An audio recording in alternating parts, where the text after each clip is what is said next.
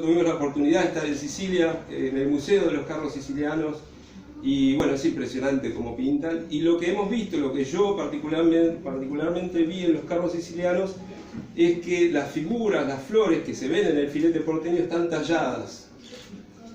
Y ahí encuentro entonces por qué en el filete porteño uno trata de hacer todo con un efecto 3D, ¿no? Trata de buscar de imitar esas sombras y esas luces que se veían en esas figuras. Ahí se ve, por ejemplo, eso es el puerto de Buenos Aires, uno de los carros, y qué es lo que se hacía, ¿no? Apenas eran unos dibujos y el dueño quería que se escribieran sus iniciales, ¿no? Las letras siempre fueron muy importantes en el filete porteño. Ahí es un poquito más elaborado el carro, ya se ve un poquito más de dibujo, más de composición dentro de los cuadros, cada uno de los cuadros. Eso también lo cuento, como era un cuadro que se repetía continuamente, los fileteadores la forma que encontraron de hacer el trabajo más efectivo fue haciéndose modelos, dibujar su composición, su trabajo, que cada uno tenía su forma de trabajar, y después se hacía un molde y se punzaba, se hacían agujeritos, y ese molde se usaba repetidas veces. Entonces se usaba una muñeca, se llama, es un trapo con tiza en polvo. Y entonces, si el fondo era blanco, se usaba tiza de color, si no, se usaba carbonilla, y se espolvoreaba y la tiza pasaba a través de los agujeros. Acá les puedo mostrar en este modelo, es un cartel que hice también, cómo es el tema, ¿no? Ahí se ven las perforaciones y con esa muñeca se traspasa el modelo. En el filete porteño también hay mucha simetría. En muchos carteles fileteados se ve la simetría. Entonces de esa forma también se ahorraba tiempo, porque yo doblo esto por la mitad, perforo y lo tengo doble, y no necesito dibujar las dos partes, ¿no? Yo lo hago cuando tengo que repetir un dibujo, un modelo, lo uso también. A veces por rapidez y porque sé que es un modelo solo que voy a hacer, la mayoría son pedidos personales, lo hago y lo copio con papel carbónico. Te hago una pregunta, perdón. Sí, pueden interrumpir, porque quiero que... Siempre sobre una superficie lisa, si tiene relieve, también lo puedes hacer. Sí, también se puede hacer. Sí. Hoy en día, bueno, se hacen murales y, bueno, y en las persianas, por ejemplo. Ahí tenés un ejemplo. Claro. En las persianas también. Por supuesto... Utilizando este método también. No, ahí trabajás directamente sobre... Yo digo, utilizando este método, más bien sobre algo... Y es complicado porque no pasa bien la tiza, no se agarra bien a la superficie.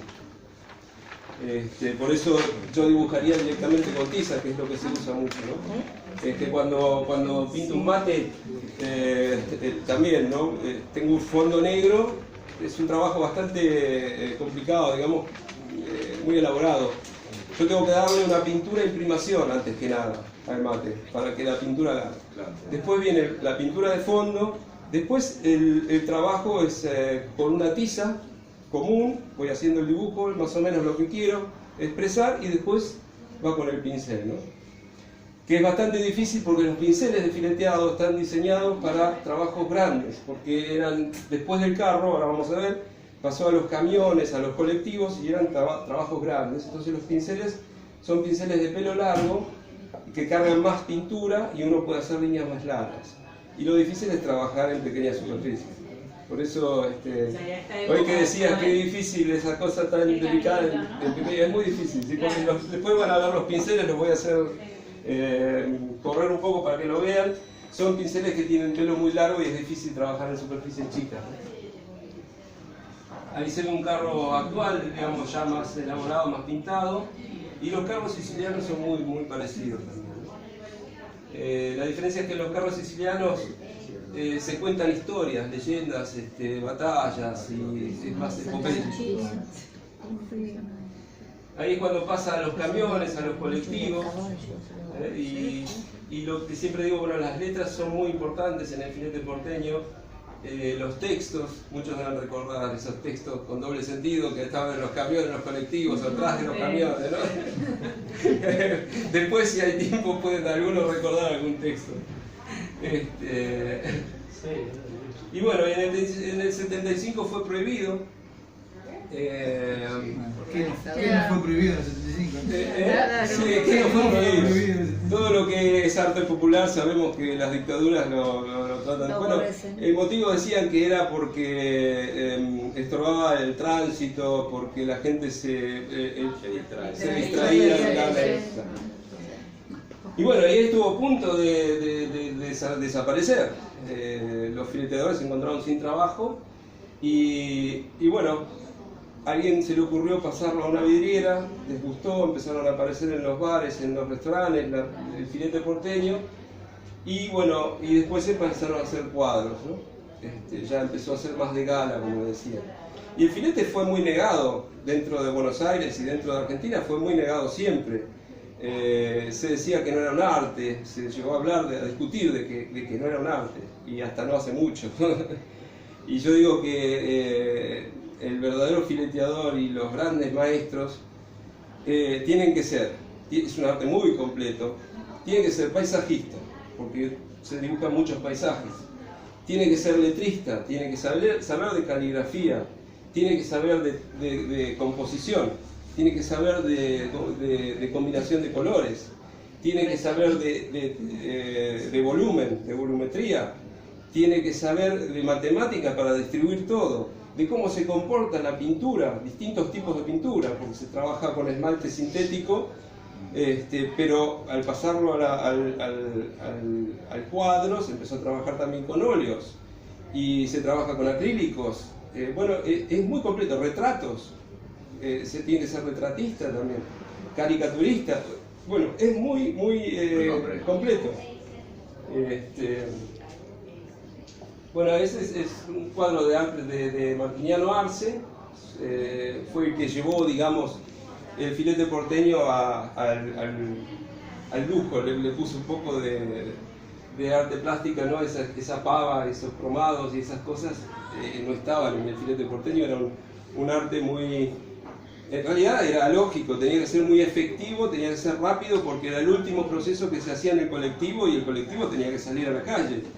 Entonces el fileteador no tenía tiempo y las pinturas, los esmaltes sintéticos demoran muchísimo en secar. Los que tenemos hoy al agua secan más rápido, pero el esmalte sintético demora mucho en secar. Y en esto, por ejemplo, se ve qué rápido podía trabajar el fileteador y qué efectivo que era el trabajo del fileteador, porque hace sombras y luces con dos líneas. Con dos líneas le da cuerpo a algo que es chato, ¿no? Y eso, yo veo eso que con muy poco conseguía mucho y con poco tiempo de trabajo, ¿no? Tenía que ser muy efectivo. Bueno, eso que decíamos, ¿no? Que se ve mucho la simetría en el filete porteño. Es una parte muy difícil de aprender, la parte de composición en el filete porteño. A mí, yo demoré bastante también en entender un poco cómo se le da el movimiento que tiene el filete porteño, cómo se da esa composición, que todo forma un conjunto. Demoré mucho en entenderlo. Yo aprendí a hacer las figuras, los cuerpos, los motivos que se ven en el filete porteño bastante rápido dentro de todo, pero no sabía cómo combinarlos. Me daba cuenta que cada figura estaba bien, pero no era filete porteño, hasta que, bueno, le encontré la vuelta y me ayudó mucho, y tengo que agradecerlo, y yo siempre agradezco a Facebook, porque la expansión que está teniendo el filete porteño tiene mucho que ver con el internet y con el Facebook y con lo directo que tenemos ahora, ¿no? Porque yo aprendí el filete porteño estando en Alemania. En realidad el filete porteño se aprende como aprendiz con un maestro fileteador. Y los maestros están todos en Buenos Aires. Yo estaba en Alemania solito y bueno, solito mi alma, tuve que ponerme a buscar en internet filete porteño porque un cliente me pidió un filete porteño y bueno, buscaba en el Google filete porteño y aparecía la carne, el filete de merluza, ¿no? Pero filete porteño no aparecía nada. Encontré un video y después, bueno, el libro de Alfredo Genovese, que hoy nombrábamos a Alfredo Genovese, es un muchacho joven, en el momento que empezó joven, escribió un libro donde contaba un poco sobre la técnica y y bueno, eso nos sirvió a los que no teníamos la posibilidad de estar con un maestro. Y bueno, ahí se ve también, por ejemplo, bueno, esos efectos de 3 dimensiones, ¿no? En las letras también, buscar darle profundidad, buscar darle efectos de que como que sale la figura, ¿no? Este también es un artista, un fileteador impresionante, muy completo también, y él vive en Bolivia. Sí, Pascual es impresionante cómo hace esas gotas. Pero claro, digamos, el filete porteño tuvo el aporte de gente que estudió artística y plástica en las universidades, que no tenía el fileteador que se inició, el primer fileteador, ¿no? Entonces ahora tiene esos aportes que hacen que el filete también explote, ¿no? Este es otro maestro, José Ernesto Espinosa, que bueno, nos ayudó a muchos. Es una persona muy abierta y nos ha dado una mano a todos. A mí me ha ayudado mucho con el tema de composición, que era lo que decía. Yo le mandaba mis trabajos y le digo, José, ¿qué es lo que falta acá? ¿Qué es lo que me falla? Y bueno, él me decía, mirá, corregí esto, ese motivo que estás pintando le falta peso abajo, se habla de esas cosas, ¿no? De equilibrio. Y bueno, costó aprenderlo, pero gracias a eso pude avanzar en mi trabajo, ¿no? Y bueno, hay figuras muy típicas del filete porteño que se repiten continuamente. Las hojas de acanto, como se ven en aquel motivo de allá, ¿no? Honestos, siempre aparece la hoja de acanto. Los cuernos de la abundancia, porque era un deseo de progreso y que no falte nunca nada, ¿no? Los dragones son figuras muy importantes también, siempre aparecen dragones o figuras que son imaginarias, no existen. Los ángeles, las flores, por esos efectos, hay flores típicas del filete porteño, y las cintas. Ahí hay algunos ejemplos bueno, ángeles. Este también es un fileteador. Cada fileteador también tiene su forma de trabajar y donde se siente más cómodo, ¿no? Y él hace unos retratos impresionantes, y esos angelitos también son muy bonitos. Entonces quiere decir que en el resto del mundo no están dando clases. No, son fileteadores. A veces aparecen clases de fileteadores que vienen de Buenos Aires. Alfredo Genovese viene cada tanto y da algunos cursos intensivos. Y bueno, yo estoy tratando también de ofrecerlo a la gente que esté interesada, pero bueno, mi tiempo es poco el que estoy en cada ciudad y bueno, hago lo que puedo. Pero sí, es así. Hay 2 o 3 fileteadores que salen, que yo conozco, bueno, es Alfredo Genovese y Gustavo Ferrari, que son los que viajan un poco y tienen el campo un poco más abierto. El resto está en Buenos Aires. Entonces quiere decir que se agradece tu trabajo, ¿no? Por difundir nuestra cultura en todo el mundo. Y es lo que tratamos, que es nuestro aporte que tratamos de dar, ¿no?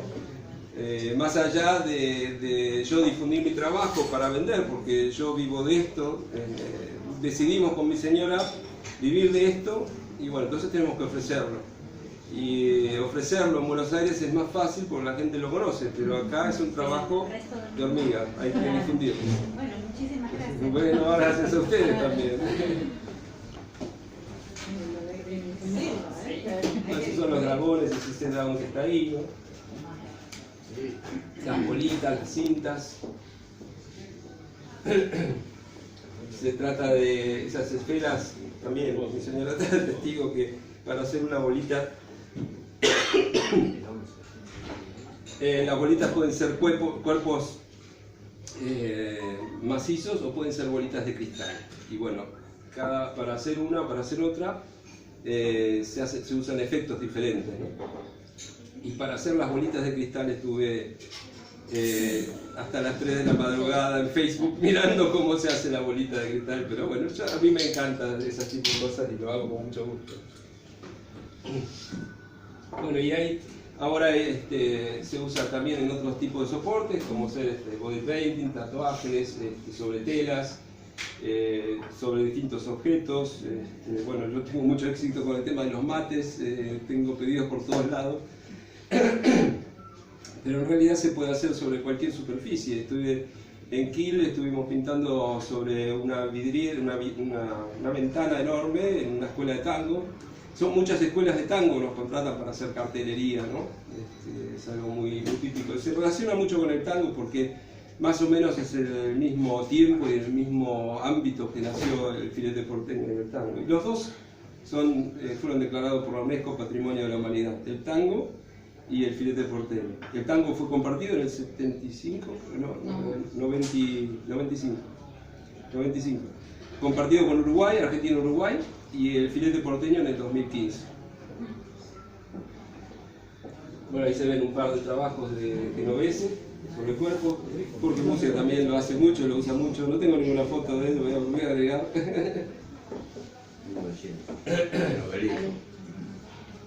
Sí, bueno, ahora vamos a hacer una pasita. Ahí se ven algunos tatuajes. Y yo lo que vamos a aprovechar, ya que tenemos acá a un cantante de tango, vamos a hacer una pausita acá, porque tengo que tomar algo. Y vamos a pedirle a Sergio que nos anuncie a una persona muy importante que tenemos acá también. Tenemos más de una. Y una cantante. Una cantante. Y una cantante. También, pero bueno, Y una. no sé si se anima a cantar, ¿viste? Capaz que lo hacemos. También. Bueno, vamos a invitar al profesor, maestro, cantor Raúl Mamone. Venga.